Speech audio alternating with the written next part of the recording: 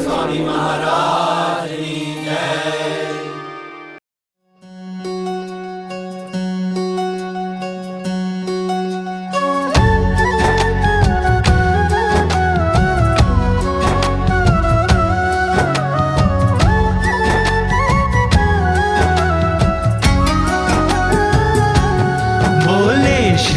हरि रे सुनिए नर नारी हरिजन, मुझे एक वार्ता रे सबको कहने का है मन। मेरी मूर्ति रे मेरे लोक भोग और मोक्ष सर्व दिव्य है रे, वहाँ तो दर्शन की है रीत। मेरा धाम है रे जिसका अक्षर अमृत नाम, सर्व सामर्थ्य रे शक्ति गुण से है अभिराम। अति तेजोमय रे रवि शशि कोटि वारी जाए, शीतल शांत है रे तेज की उपमा नव दी जाए। रहता मैं वहाँ रे द्विभुज दिव्य सदा साकार, दुर्लभ देव को रे मेरा कोई न पाए पार।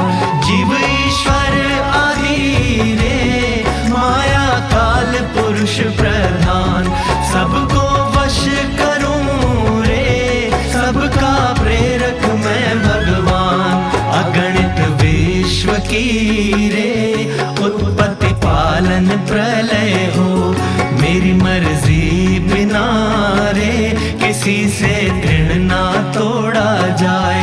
ऐसा मुझे जानना रे मेरे आश्रित सब नर नारी, मैंने तो आपको रे वार्ता सत्य कही है मेरी। मैं तो आपके लिए रे आया धाम से लेकर देह, प्रेमानंद के रे स्वामी ने बरसाई अमृत में।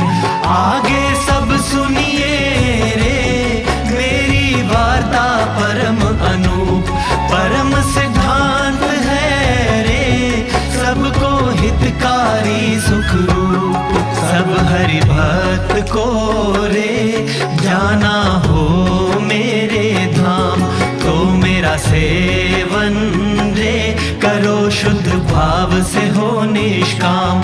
सब हरि भक्त को रे रहना हो मेरे पास, तो तुम छोड़ना रे मिथ्या पंच विषय की आस। मुझ बिन जानना रे अन्य मायक सब आकार, प्रीति तोड़ना रे मान के झूठा कुटुंब परिवार। करना पालन रे करके दृढ़ सभी मेरे नेम, होकर अति प्रसन्न रे धर्म भक्ति करेंगे क्षेम। बोले श्री हरि रे सुनिए नर नारी हरिजन, बोले श्री हरि रे सुनिए नर नारी हरिजन।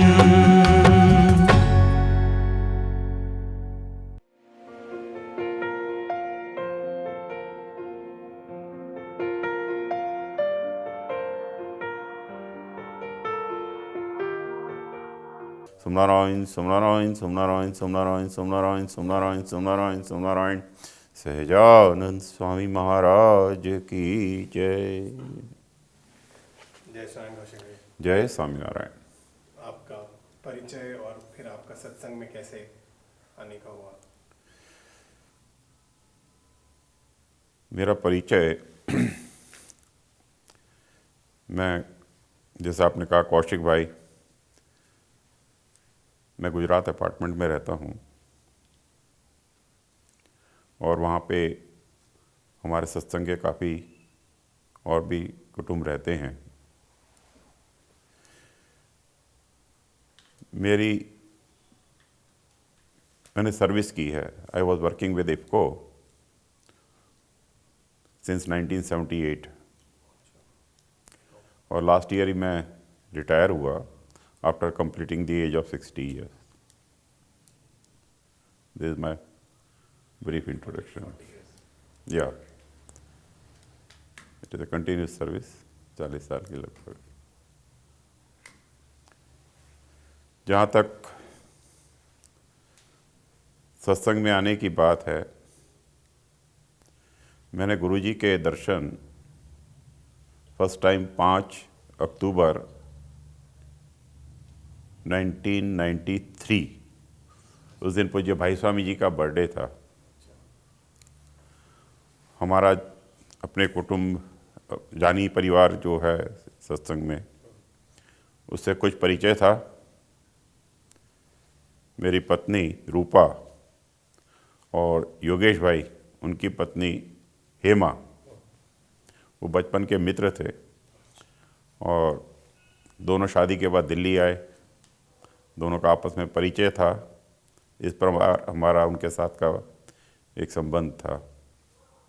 तो अचानक ही जिस दिन मैंने कहा आपको कि उस दिन हम उनके घर पे बैठे हुए थे, जानी साहब के घर पे, तभी योगेश भाई और हेमा बहन ने कहा कि कल भाई स्वामी जी का बर्थडे है, मंदिर में एक फंक्शन है, आप आओ तो अच्छा है। मैंने भी हाँ कहा। तो इस प्रकार 5 अक्टूबर 1993 को गुरुजी के सर्वप्रथम मैंने दर्शन किए।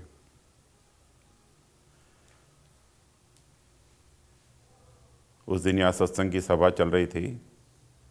योगेश भाई ने मेरा गुरुजी के साथ इंट्रोडक्शन कराया।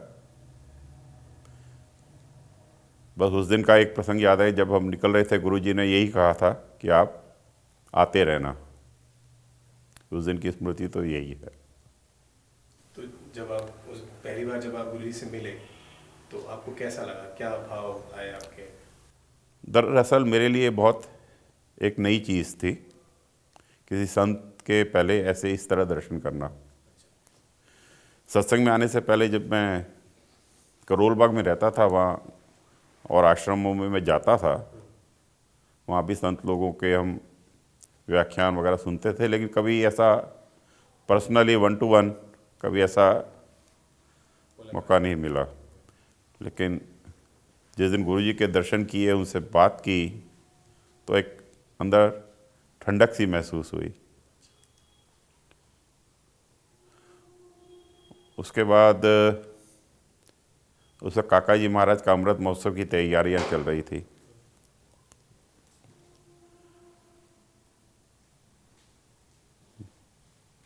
गुरुजी ने कहा कि आप इसमें कुछ सेवा कर पाएंगे। मैंने कहा जरूर। मैंने कहा मैं 5 दिन की छुट्टी ले सकता हूँ, 5 दिन के लिए मैं आ जाऊँगा। आज उस बात को कई साल हो गए, मैं अभी तक यहीं हूँ। यहाँ का परमानेंट हो गया। फिर अमृत महोत्सव की सेवा से दरअसल मैं एक तरह से सत्संग में जुड़ा।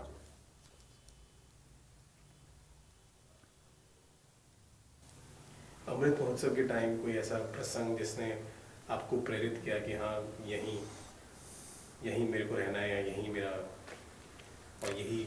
मेरे लिए सत्संग बहुत नया नया था। भगवान स्वामीनारायण के बारे में मुझे नहीं मालूम था। मैं गुजरात जरूर जाता था। तो एक बार बहुत साल पहले, शायद 1978 की बात है, मैं ऑफिस के ही काम से गया था। मैं किसी अपने रिलेटिव को मिलने गया था, तो वहाँ 2 सज्जन आपस में बात कर रहे थे। वहाँ एक बैंक ऑफ बड़ौदा में मैं गया था, वहाँ पे वो सर्विस करते थे। तो एक दूसरे को जय स्वामीनारायण कह रहे थे। वो शब्द मेरे कान में पड़ा। एक जिज्ञासा हुई, लेकिन बस उसके बाद तो मुझे स्वामीनारायण क्या है क्या नहीं है तब पता लगा।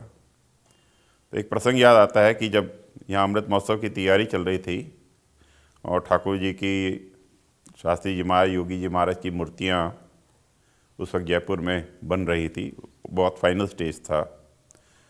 तो गुरुजी ने मुझे भी कहा कि मैं जयपुर जा रहा हूँ, आप चलोगे साथ में? मैंने कहा गुरुजी मैं जा सकता हूँ, लेकिन मुझे छुट्टी की प्रॉब्लम रहती है, सैटरडे संडे मेरा ऑफ होता है। तो actually it was a working day. तो गुरुजी ने उस दिन सारा प्रोग्राम जयपुर जाने का चेंज किया, और शायद शनिवार या इतवार था, और उस दिन हम जयपुर गए। मुझे पता नहीं था उस दिन एकादशी थी। संतों का व्रत होता है, मैं तो एकादशी वगैरह नहीं करता था, लेकिन उस दिन भी गुरुजी ने इतना सब होने के बाद भी अपना सारा प्रोग्राम चेंज किया, एकादशी का सारा जिस हिसाब से होता है वो सारा चेंज करके उन्होंने कहा ठीक है, साथ में लेके गए। रास्ते में मैंने गुरुजी से बात की उस वक्त, गुरुजी मुझे स्वामीनारायण संप्रदाय के बारे में ना तो कुछ पता है ना क्या है। तो जब हम जयपुर से वापस आए तो गुरुजी ने मुझे एक पुस्तक दी, सरस एक सहजानंद। वो मैंने पुस्तक पढ़ी, कुछ समझा सत्संग के बारे में। That was my initial period. फिर गुरुजी के साथ, गुरुजी जहाँ जाते थे, एक बार वैष्णो देवी गए, हरिद्वार गए उसी साल में। तो इस तरह गुरुजी के साथ निकट आने का एक मौका मिला मुझे। उस वक्त जैसे मतलब और कोई प्रसंग उस दौरान जो आपको अभी मतलब टॉप ऑफ द माइंड याद हो कि हाँ भाई these were some turning points जो डिफाइंड दी, जिन्होंने मेरा ठहराव जैसे कहते हैं ना आपका? टर्निंग पॉइंट ऐसा था कि जो हम सत्संग में आने से पहले सुबह ऑफिस के लिए निकलना घर से, रात को शाम को आना, घर ही आना, टीवी देखना, एक लाइफस्टाइल, फ्रेंड सर्कल में बैठना उठना, इसी तरह की लाइफस्टाइल थी। कोई उसमें एक ठहराव सा नहीं था। लेकिन जब से इस सत्संग में आए, सत्संग में जुड़े, तब से एक ज़िंदगी में एक ठहराव आया। शाम का रूटीन चेंज हुआ, घर से ऑफिस जाते थे, ऑफिस से अब मंदिर आते, और मंदिर से फिर घर जाते। ये एक ट्रैक चेंज हुआ। यहाँ आते थे, शाम को कथा वार्ता होती, गुरुजी के प्रवचन सुनते, काका जी की परावाणी सुनते। तो धीरे धीरे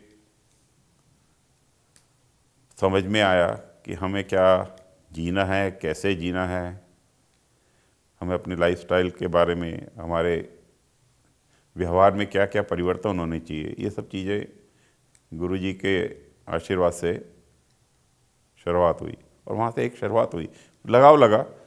एक जो गुरुजी को देख के अंदर ठंडक होती थी, एक धीरज होती थी। तो इस तरह के प्रसंग बनते ही गए। फिर और कोई प्रसंग जो आपको याद आते होंगे? बाद में प्रसंग तो कुछ बने। जैसे मुझे एक प्रसंग याद आता है कि गुरुजी के साथ हम हरिद्वार गए थे।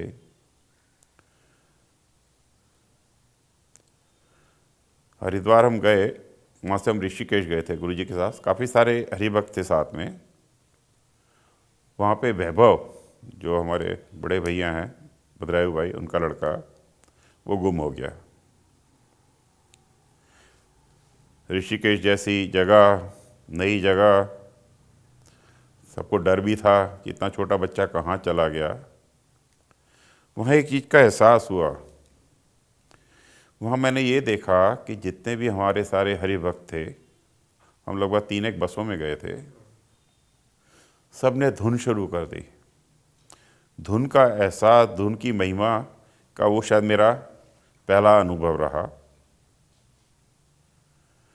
सब ने धुन की, भजन किया, और समाचार भी मिला कि वैभव मिल गया है। तो एक एहसास हुआ। ऐसे कई प्रसंग बने। एक बार शायद चिन्मय छोटा ही था, शायद 7-8 साल का था। एक दिन उसको अचानक पेट में दर्द हुआ और सीवियर पेन। तो उसको हम डॉक्टर के पास ले गए। ये रात लगभग शाम का 8-9 बजे की बात है, रात की। और डॉक्टर ने कहा कि इनका वो अपेंडिक्स का दर्द है और इनका हमें ऑपरेशन अभी करना ही पड़ेगा।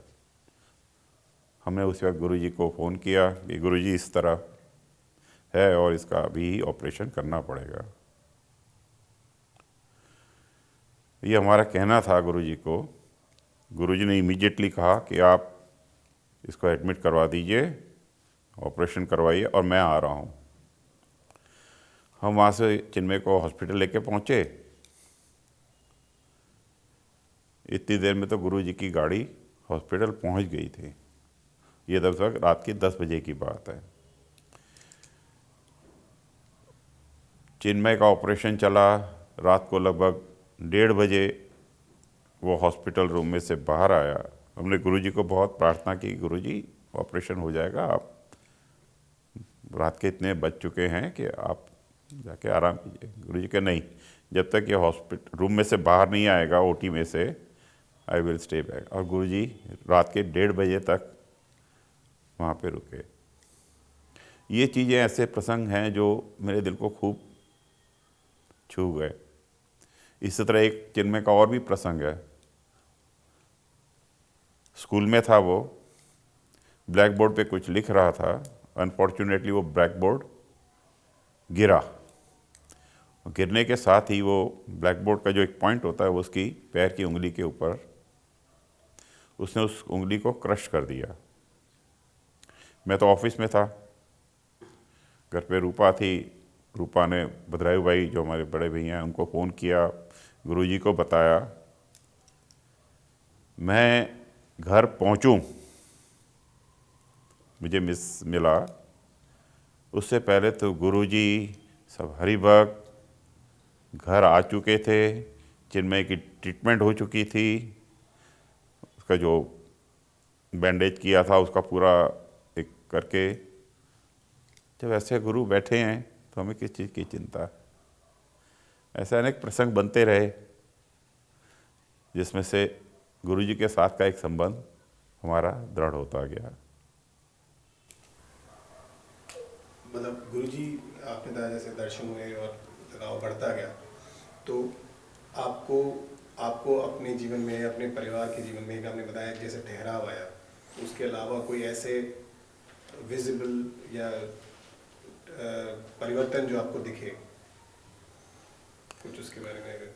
सबसे बड़ा परिवर्तन जो आया वो आया एक सूरत भाव का। उस वक्त गुरुजी जोड़ की बहुत आग्रह रखते थे। काका जी ने भी कहा है जैसे कि आप जो भी कार्य करो जोड़ में करो, और वही बात गुरुजी हमसे कहते थे। उन दिनों गुरुजी का बहुत ही आग्रह था। आई एम फॉर्चुनेट कि उस वक्त पूज्य राकेश भाई की जोड़ मुझे दी। उन्होंने कहा आप दोनों जोड़ में काम करो। I am really very very fortunate.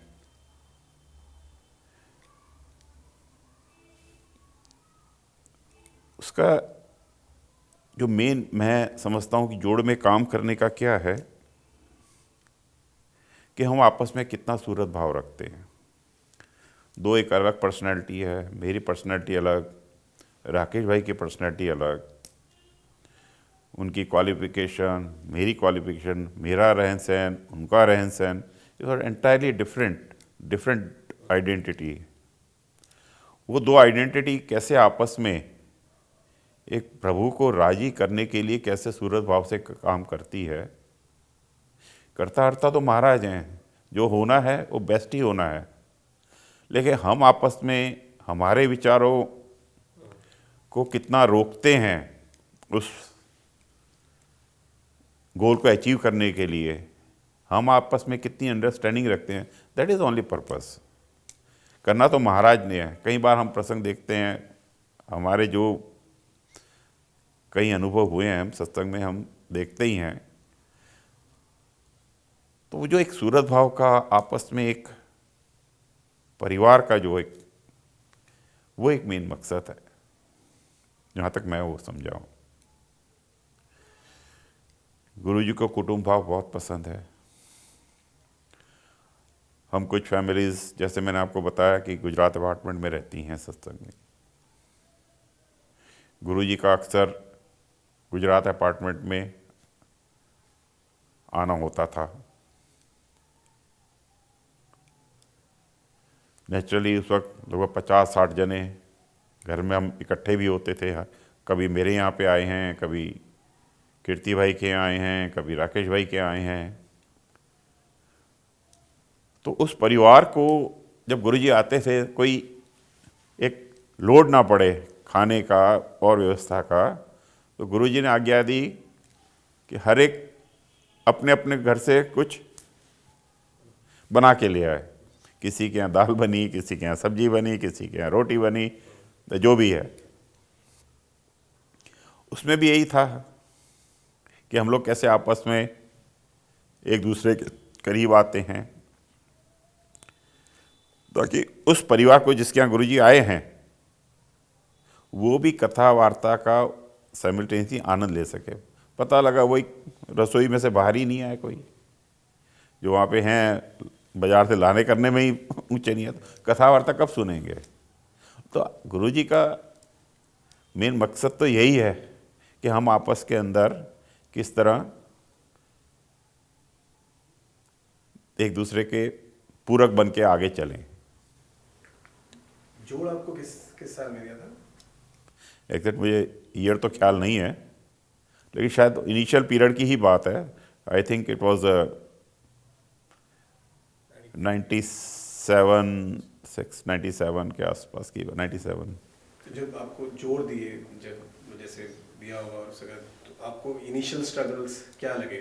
और आज जैसे आपने बताया, yes you are blessed, so what are the benefits? आप बेनिफिट्स मतलब उस वक्त क्या इनिशियल स्ट्रगल्स थे?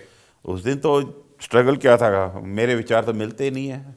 मैं बड़ा एग्रेसिव हूँ, मेरा नेचर एग्रेसिव है।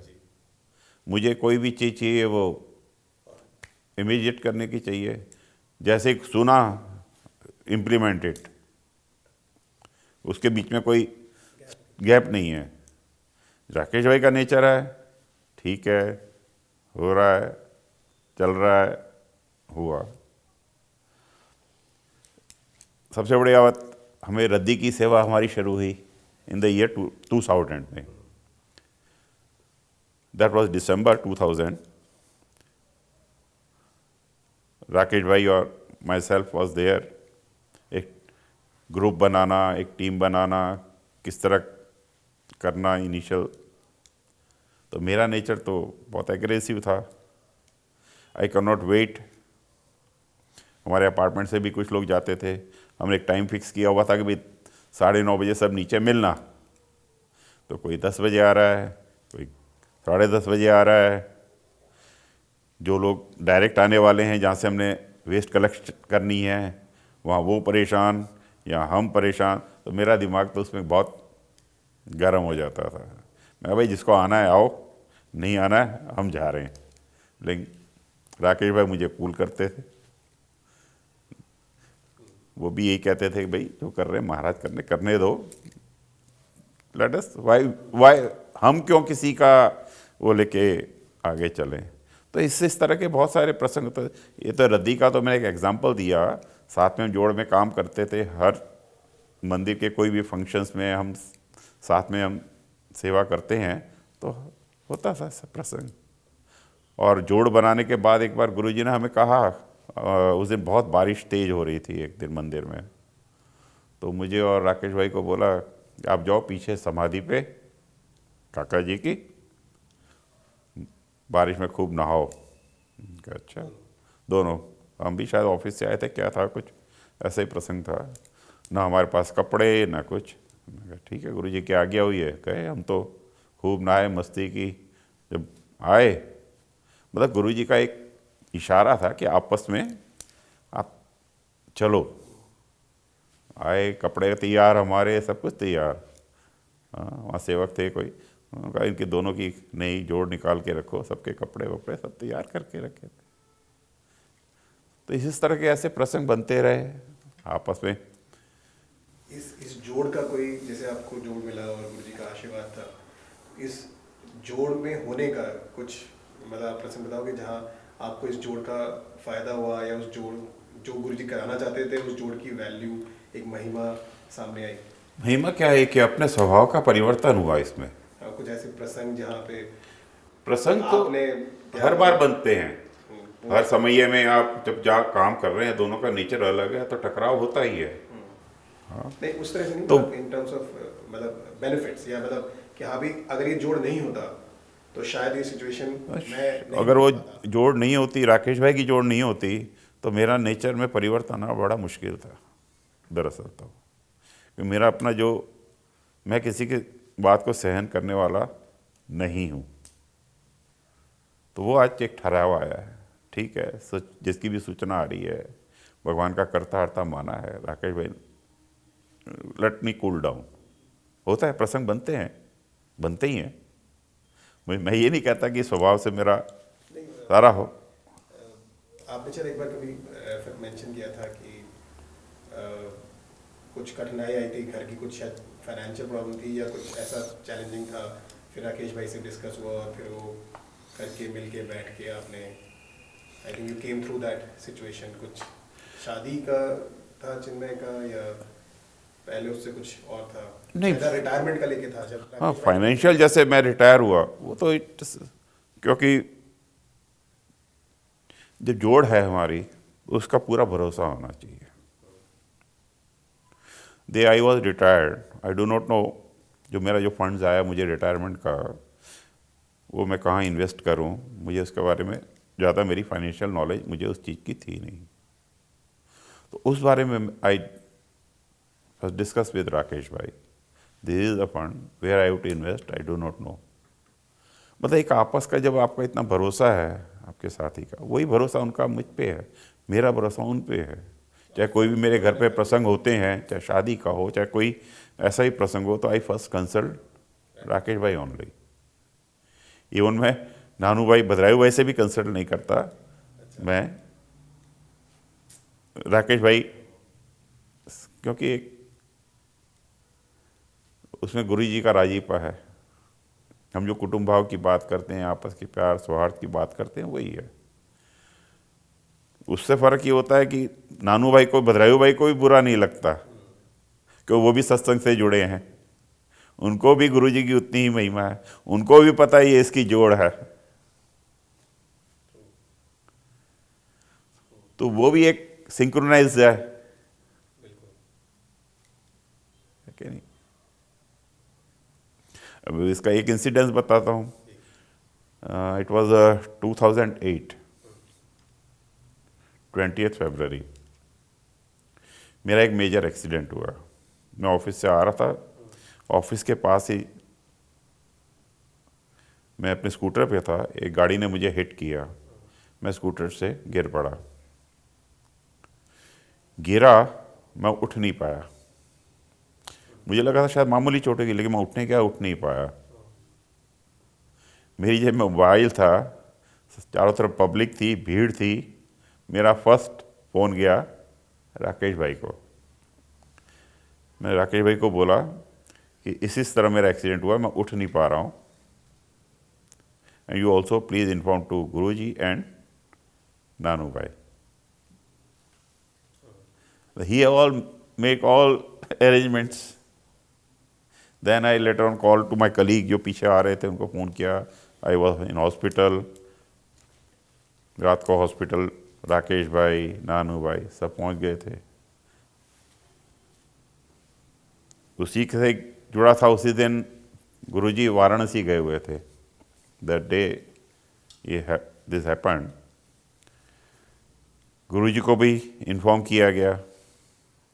गुरुजी एयरपोर्ट से उतरे, वो कह रहे मैं आ रहा हूँ हॉस्पिटल। मैंने कहा गुरुजी, मैं हॉस्पिटल में था उस वक्त। मैंने कहा आपको आने की ज़रूरत नहीं है, बिकॉज वी नो। तो पूज्य मंगलकानी अंकल साथ में थे, उन्होंने भी गुरुजी को कहा Guruji you don't worry, it is on my way hospital, मैं होता हुआ जाता हूँ। कौन सा हॉस्पिटल था वहाँ पे? It was Orthonova hospital in SDA Safdarjung में जो था, IIT के सामने जो है। तो उस दिन रात को मलकानी अंकल आए, उन्होंने देखा मुझे। मैं एक आपको सत्संग की बात कर रहा हूँ कि उसकी डेवलपमेंट क्या हुई। यहाँ मेरे ऑपरेशन की तैयारी की, डॉक्टरों ने कहा इसका तो ऑपरेशन होगा, ऑर्थोनोवा वालों ने, and it is a major operation. इस वॉट एसिटाबुलम का ऑपरेशन था। I got fracture from 4 side. उन्होंने कहा कि इसमें प्लेट्स वगैरह डलेंगी और व्हाट नॉट, जो भी था उनका। मलकानी अंकल ने गुरुजी को कहा गुरुजी डॉक्टर तो ऑपरेशन करने की तैयारी कर चुके हैं, लेकिन let us have another opinion. ये रात की बात है। गुरुजी ने रात को अनुज भाई को बुलाया। अनुज भाई को बोला ये रिपोर्ट्स हैं, सारी रिपोर्ट्स मंगवाई वहाँ की, आप ये रिपोर्ट लेके उनके brother doctor Kamal Dureja, he is orthopaedic surgeon, आप उनके पास जाओ, उनकी ओपिनियन लो। रात के 12 बजे की बात है। अनुज भाई और भद्राई भाई वगैरह सारी रिपोर्ट लेके रात को 12 बजे डॉक्टर दुरेजा के गए। दूसरे दिन मेरा ऑपरेशन होना है, यहाँ तैयारी हो चुकी है। डॉक्टर दुरेजा ने कहा कि इनका तो ऑपरेशन किसी हालत में होना नहीं चाहिए। हिंदुस्तान में कोई ऐसा डॉक्टर नहीं है जो ये तरह का ऑपरेशन कर सके, क्योंकि अगर ये ऑपरेशन हो गया तो उसके रिज़ल्ट अच्छे नहीं आएंगे। ये बात गुरुजी को पता लगी। गुरुजी ने उनसे पूछा कि इसके लिए क्या किया जाए। तो गुरुजी ने कहा लेट इसको नेचुरल जो कन्वेंशनल मेथड है उसी से ही हम इसको ठीक करेंगे, इसमें ऑपरेशन की ज़रूरत नहीं है। जी, डॉक्टर दुरेजा ने बात की। डॉक्टर दुरेजा ने उन डॉक्टर को भी बात की जो मेरा ऑपरेशन करने वाले थे कि how you are going to perform this operation, are you sure, will you able to do it. ये रात के 12-1 बजे की बात है। रात को ही गुरुजी ने अनुज भाई को कहा कि इसको वहाँ से आप उठवा लीजिए हॉस्पिटल से, let us admit him in other hospital, that was Max hospital. जो डॉक्टर कमल दुरेजा कह रही हैं, we have to go according to this. Very next day मुझे वहाँ से शिफ्ट किया गया।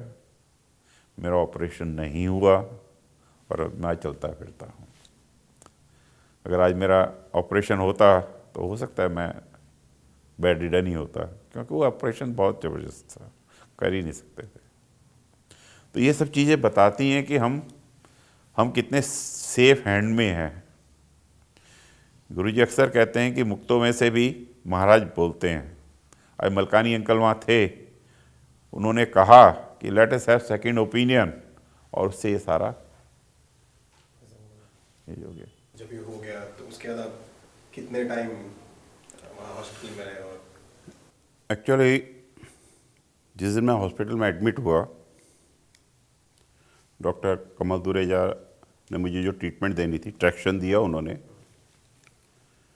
ट्रैक्शन उन्होंने दिया, वेट लटकाया मुझे पैर पे। मैं लगभग 1 महीना पूरा आई स्टे इन हॉस्पिटल। जिस दिन मैं हॉस्पिटल में एडमिट हुआ, जो रूम मुझे मिला था, it was A sharing room. Sharing room था। जो मेरे साथ में जो पेशेंट था वो कोई बिजनेसमैन रहा होगा या क्या होगा, उसको कुछ शायद पेट में कुछ तकलीफ़ थी और उसको सीवियर पेन लेकिन वो बिजनेसमैन था, वो अपना मोबाइल फ़ोन छोड़े ही नहीं, पूरी रात मोबाइल पे बात करता रहे। मुझे अल्टीमेटली उसको कहना पड़ा, भाई, और जहाँ मोबाइल छोड़े पेट दर्द पकड़ ले, जो मोबाइल पे बात कर रहा है कुछ नहीं है। मैंने कहा, भाई तो अपना ट्रीटमेंट कराने आए हो या बिजनेस। उस वक्त ये एक और प्रसंग आया, मैं जिस हॉस्पिटल में एडमिट था, मेरी एंटाइटलमेंट थी शेयरिंग रूम की, एज़ पर माई इफको रूल। मेरा ऑफिस जो था उसके हिसाब से मेरी एंटाइटलमेंट शेयरिंग थी, मुझे 2 बेड वाला। लेकिन यू विल बिलीव कि वेरी नेक्स्ट डे ऑफिस ने एक ऑर्डर निकाल दिया जिसमें मेरी एंटाइटलमेंट, जो मेरे को परेशानी हुई, वेरी नेक्स्ट डे ऑफिस ने एक ऑर्डर निकाला जिससे मेरी एंटाइटलमेंट सिंगल ऑक्यूपेंसी की हो गई। Very next day I was really please, बड़ी खुशी हुई अंदर से कि चलो, तो I been shifted to single room. इस दिन ये जेनेरिक ऑर्डर था या मतलब जेनेरिक सबके लिए था? जेनरिक ऑर्डर, वैसे it was not specific. No specific, but I covered there, मेरी कवरेज हो गई उसमें, मेरे को शिफ्ट हो गया। या तो स्पेसिफिक निकालते तो पता लगती, लेकिन it was a general order जिसमें मुझे कोई ड्यूरिंग द स्टे, 1 महीना का पीरियड बहुत बड़ा होता है। ये महाराज काका जी गुरु जी की अनहद कृपा, जो हमारा जो सत्संगियों का आपस का जो प्रेम, एक दूसरे का एक जो कुटुंब भाव की हम बात करते हैं, you will believe 30 days of my stay, किसी भी हरि भक्त की रात को स्टे करने की दूसरी बार बारी नहीं आई। 30 रातें, 30 ही रातों को अलग अलग हरि भक्त। और मैं कहूँ कि मेरी फैमिली से नॉट ए सिंगल पर्सन। रूपा सुबह आना, रात को जाना। वहाँ का खाना शुरू में तो 2-4 दिन ठीक लगा, लेकिन वो देवर वेरी वेरी स्ट्रिक्ट। खाना आप अंदर ले नहीं जाते थे, नहीं जा सकते थे, लेडीज़ के भी पर्स चेक करते थे। समहाउ हमारी भाभियाँ, हमारी बहनें समहाउ 2-4 रोटी अंदर पर्स में छुपा के करके लाते रहे। 30 दिन तक यही चलता रहा। It was like a picnic for me. I enjoyed my stay there. हाँ, हॉस्पिटल में लोगों को परेशानी होती है, but really because of all this atmosphere, Guruji भी वहाँ, मेरे ख्याल में मैं शायद 2 से 3 बार दर्शन देने पधारे। क्योंकि गुरुजी आए तो वहाँ की उनकी मर्यादा के हिसाब से खाली करना। लेकिन आई रियली अप्रिशिएट कि मेरे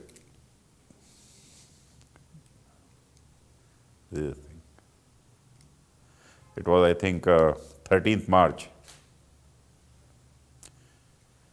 किसी ने कहा, गुरुजी आज आपका बर्थडे है, तो कहते हैं मैं आज गुरुजी कौशिक को मिलने जा रहा हूँ। लोगों ने कहा भी सब आएंगे, कहते नहीं, मेरा एक सत्कर्म हो जाएगा। एंड आई गुरुजी के बर्थडे के दिन हॉस्पिटल में दर्शन देने आना, रियली वो मूर्ति मुझे अभी भी इदा में है। और कोई प्रसंग ऐसा जो फैमिली में या आपके साथ जो दिल को आपको मतलब छू गया हो, या जैसे ही किया आपका? ऐसे मेरे साथ का, मेरे परिवार का, गुरुजी का हर एक हरि भक्त के साथ, उसके सुख में, उसके कुछ मायूसी दिन आए उसमें भी, हर एक प्रसंग पे गुरुजी ने वो अपने बर्तन से हम सबको सिखाया है। आपके घर में कोई भी प्रसंग आए, अब तो मैं 1 साल से मंदिर में ही सेवा में रहता हूँ, इवन पहले भी हम रोज़ आना ही होता है, तो हम देखते हैं कि कहीं हरि भक्त आते हैं, बहुत मायूस होकर आते हैं, घर की व्यवहारिक समस्याएं या इस तरह की कोई समस्या होती है। लेकिन मैंने कभी जब वो खानगी करके या कभी बाहर आए हों तो कभी उनको मायूस नहीं देखा, हमेशा उनके चेहरे पे मुस्कुराहट होते हुए ही देखा। ये गुरु जी का कमाल है। चाहे मेरे प्रसंग हो या किसी के भी प्रसंग हो, प्रसंग तो बनते हैं जीवन में। हम सत्संग में हैं तो इसका मतलब ये नहीं कि प्रसंग नहीं बनेंगे, सुख के भी हैं, दुख के भी हैं, घर में शादी है, कुछ भी है, लेकिन गुरु जी हमेशा ढाल बन के खड़े रहे।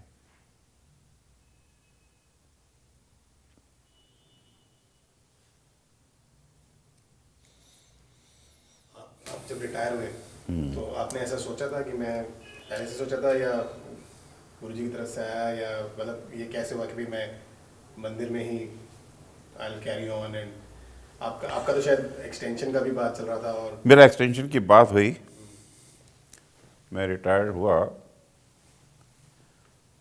इट वाज 31 अगस्त मेरी रिटायरमेंट थी, और मेरी रिटायरमेंट इनफैक्ट 31 अगस्त को हुई भी, दैट वाज 2015।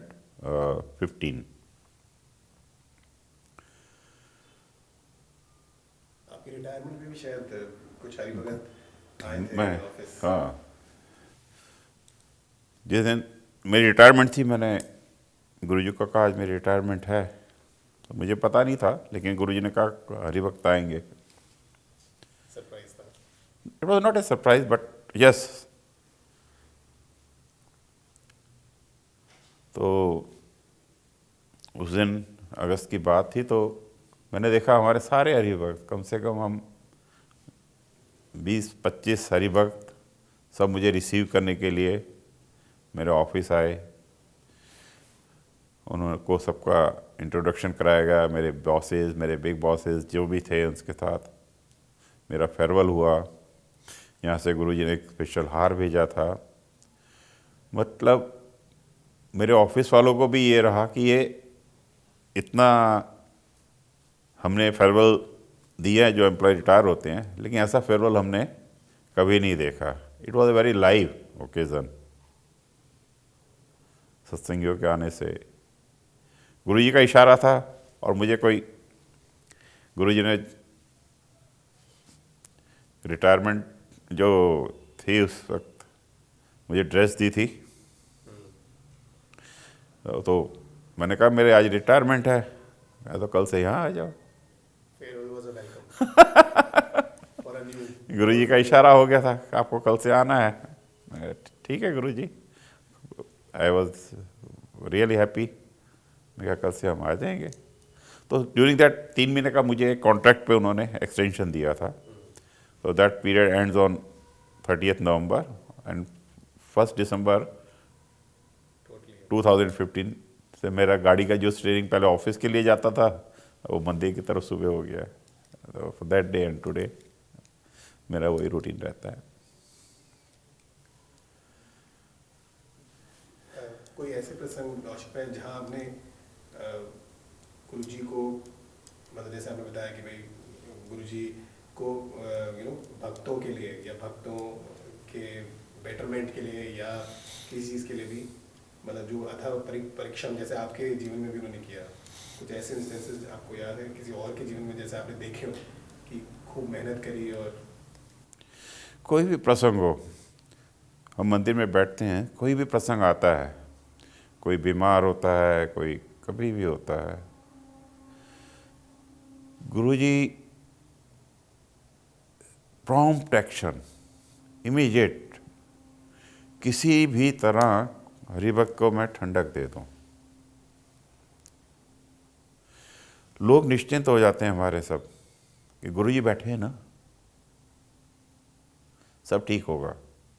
आज हरिभक्तों को ये भी है, एक भरोसा है, गुरुजी बैठे हैं, हमारा जो भी कुछ होगा हमारे हित में होगा। कई प्रसंग बनते हैं, वे हमारे दिलीप काका, पोपट काका जिनको हम प्यार से कहते हैं, ऑल ऑफ ए सडन मंदिर में ही धाम में चले गए। हाँ, आज हम देखते हैं उनका परिवार गुरुजी ने कैसे संभाला हुआ है। ऐसे कई परिवार हैं जिनके घरों में ऐसे प्रसंग बने हैं it is for example only. ऐसे हर एक के जीवन में कहीं ना कहीं प्रसंग बने। और कोई जैसे आप कहते कुटुंब भाव के भी बारे में कोई प्रसंग share हाँ, कुटुंब भाव क्या, आपस में हम मंदिर में जुड़े हैं, लेकिन हम मंदिर के अंदर संत के साथ तो हम जुड़े हैं, लेकिन यहाँ जैसे that was near year 98,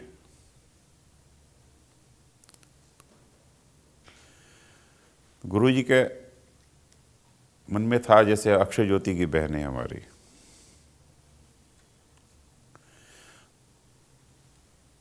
we are fortunate कि परछाई को हमें उन्होंने एक बेटी के रूप में दिया। गुरुजी वो एक मार्ग हम लोगों के लिए खोला, मंदिर से जुड़े हैं। इसी तरह हमारा अक्षय ज्योति की जो बहनें हैं हमारी, वो भी एक हमारे लिए हमारे कुटुंब की सदस्य बने। मेरे 2 लड़के हैं, लड़की कोई नहीं। परछाई को उन्होंने हमें एक बेटी के रूप में दिया। इसी तरह ऐसे कई कुटुंब हैं, हाँ, जहाँ पे उन्होंने अक्षय ज्योति की बहनों को अडॉप्ट किया एज ए बेटी। इवन हमारी दीदी, उनको ओपी अग्रवाल जी ने, उनके परिवार ने अडॉप्ट किया एज ए बेटी। हाँ, even Guruji, you know, Promit uncle, Guruji daddy कहते हैं। हाँ, तो एक ये जो संबंध बनाया, ये एक कुटुंब भाव का संबंध बना।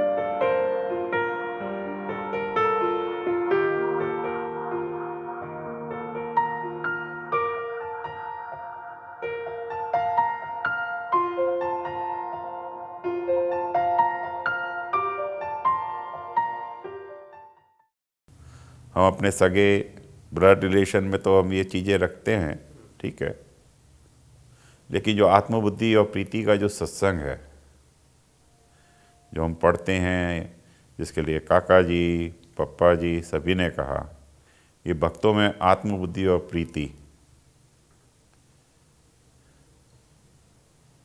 उसकी ये एक शुरुआत थी। हम देखते हैं कि सभी हरिभक्त जिनके यहाँ ये बहनें हैं एज ए अडॉप्ट, वो वैसे ही प्यार उनको मिलता है, या वो भी उतने ही प्यार से उस परिवार के साथ जुड़ गई हैं।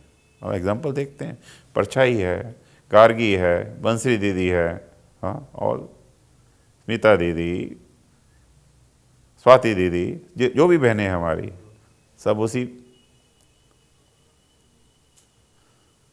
सबको बेटियों की कमी पूरी कर दी। हाँ,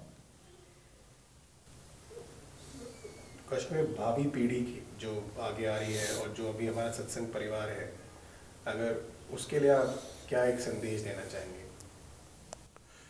संदेश, क्या संदेश देने में बहुत छोटा हूँ, लेकिन मैंने जो गुरुजी को जितना हम समझ पाए अपनी छोटी बुद्धि से, सर्वदेशीयता, हम आपस में तो एक दूसरे के चलते हैं, लेकिन गुरुजी ने हमें हर स्वरूप की महिमा से बताया। हम सत्संग में नए थे, हमें काका जी के बारे में नहीं पता था, हमें पप्पा जी के बारे में नहीं पता था, हमें स्वामी जी कौन है कुछ नहीं पता था, लेकिन इन स्वरूपों की महिमा जो यहाँ के सत्संगियों में दी है वो गुरु जी ने। और यहाँ का छोटा बच्चा भी जानता है कि ये काका जी की मूर्ति है, ये पप्पा जी की मूर्ति है, ये साहेब जी की मूर्ति है, हाँ, ये हरि भाई साहेब की मूर्ति है, ये वशी भाई हैं, ये भरत भाई हैं, हाँ, ये निर्मल स्वामी हैं।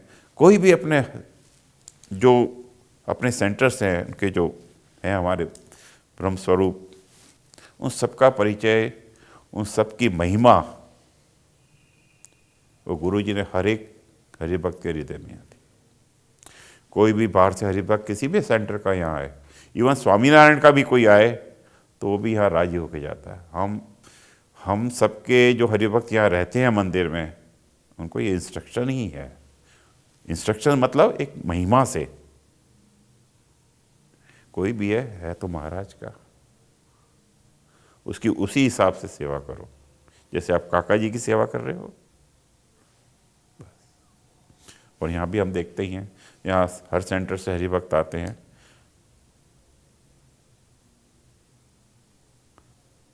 हर एक का। हमें नहीं लगता कि ये बम्बई से आए हैं या सोखड़ा से आए हैं या सांकरदा से आए हैं, आते ही हैं। अभी सांकरदा के संत लोग यहाँ जब कंस्ट्रक्शन चल रहा था आए थे, लेकिन उतने ही आदमी हैं हमारे हैं।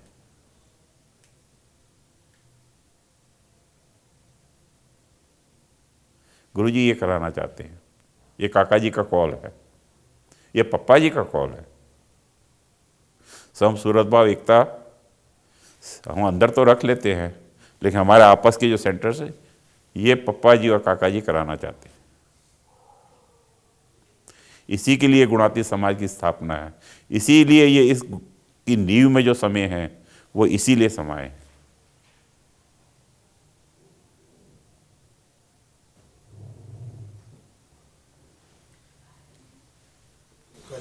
परम पूज्य गुरु जी का हम 80वां जन्मदिन अब मना रहे हैं, और मतलब हमारी प्रगति हो सके या हम गुरु जी के वो पात्र बन सकें या गुरु जी के साथ का वो संबंध हमारा जन्मों का दृढ़ हो जाए, ऐसा हमें क्या कर लेना चाहिए? जैसे आपने कहा अभी कि we are going to celebrate 80 years of परम पूज्य गुरु जी।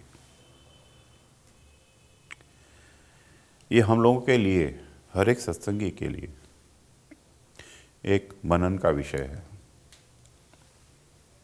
हम अंतर्दृष्टि करें, जो मैं समझाऊं, मैं अपने लिए भी बात कर रहा हूं कि हम गुरु जी को कैसे हाश दे सकते हैं। हमारा वाणी, व्यवहार, वर्तन जो इस बड़े स्वरूप को राजी करने के लिए एक बहुत बड़ी बात है, जो हमारे हर शास्त्रों में अपने लिखी गई है। क्या वो हमारा व्यवहार, वाणी, वर्तन क्या ऐसा है कि जैसे ये सत्पुरुष राजी हो सके? हमारा एक ही उद्यम होना चाहिए कि हम किसी तरह ऐसे सत्पुरुष को राजी कर सकें। उस स्वरूप को पहचानना बहुत ही मुश्किल है। मैं ये नहीं कह रहा कि असंभव है। काका जी का स्वरूप, योगी जी महाराज का स्वरूप काका जी ने हमें पहचान कराई। काका जी की पहचान गुरु जी, भरत भाई, वशी भाई और ये ज्योतिधर हमें करवा रहे हैं। वो स्वरूप क्या मिला काका जी का। आज हम उठते बैठते हम काका जी का नाम लेते हैं। हाँ, मैंने तो काका जी को देखा ही नहीं। और हमारे यहाँ सत्संग में है कि जो आपको प्रकट स्वरूप मिले उसकी मूर्ति का ध्यान रखना। हमारे लिए तो गुरु जी, हमने गुरु जी के दर्शन किए, गुरु जी के साथ जोड़ा हमें। लेकिन यहाँ के हर एक जो भी सत्संग से जुड़ा, गुरु जी ने कभी उसको अपने साथ नहीं जोड़ा, हर एक को काका मय कर दिया। शायद हमें गुरु जी के गुणों का इतना नहीं पता हो जितना हमें काका जी के गुणों का पता है। वो महिमा किसने भरी? गुरु जी हमारे लेवल पे आते हैं, हमारे साथ जोक शेयर करते हैं, घुमाने ले जाते हैं, आनंद कराते हैं। हमारे लिए जो चाहो हम जो चाहें वो हमारे लिए बिछा देते हैं, चाहे वो हमारे व्यवहारिक हो, चाहे कुछ। जहाँ तक आध्यात्मिक दृष्टि की तरह है तो हमें गफलत में नहीं रहना चाहिए। गुरु जी जो देना चाहते हैं वो हमको, उनको राजी, एक ही ध्येय होना चाहिए हमारा कि हमारी हर एक सेवा से गुरु जी राजी हों।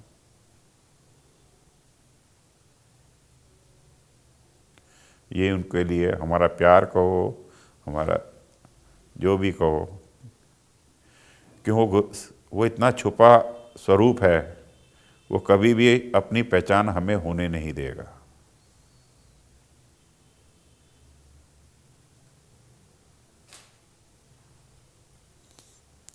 हम कुछ सोचते हैं, हम मन से सोचते हैं, हाँ, कि आज हम ये करना है, वो करना है, वो ऐसा चरित्र करेंगे आपको कि आपको एक मनुष्य भाव आ ही जाएगा।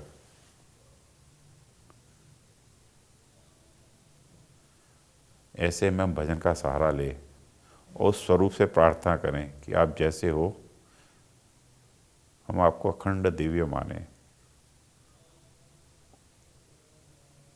आपकी हर एक क्रिया, हर एक जेस्चर, हाँ, उसको हम दिव्य माने। हम नहीं मान पाते, मैं तो नहीं मान पाता बहुत बार, लेकिन प्रार्थना यही है। काका जी, पप्पा जी महाराज का हम शताब्दी महोत्सव मनाने जा रहे हैं। ये हमारे लिए भी एक लाइफ के अंदर ऐसे मौके नहीं मिलते, बट वी आर फॉर्चुनेट। ये पीढ़ी जो इस वक्त चल रही है बहुत फॉर्चुनेट है कि इस में हम पार्टिसिपेट कर पा रहे हैं। तो उन स्वरूपों को जिन्होंने ये गुणातीत समाज हमारे लिए बनाया, तो हम उसमें अपना तन, मन, धन, आत्मा से जो भी योग दे सकें हम दें। ऐसे बड़े स्वरूप के साथ मैं अपनी बात करता हूँ। एक निष्कपट भाव का अंतराय रहित काम संबंध बना पाएं, ये उनके गुरु चरणों में प्रार्थना। Thank you. सहजानंद स्वामी महाराज की। बहुत अच्छा